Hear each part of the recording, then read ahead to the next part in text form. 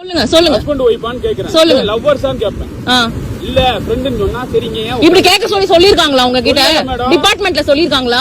ஃபுல்லா கேளுங்க. ஃபேமிலியா இருக்கும். நான் என்ன கேக்குறேன், பீச்ல யாரும் உட்கார கூடாதுங்களா? ஒரு ஆண் ஒரு பொண்ணு உட்கார்ந்தா ஹஸ்பண்ட் அண்ட் ஒய்ஃபா லவ்வரான்னு கேப்பீங்களா? அப்படி ஏதாவது சட்டம் இருக்கா? சொல்லுங்க. அப்படி கேட்க கூடாது சார். அப்படி கேக்குறது அநாகரிகமான ஒரு விஷயம்.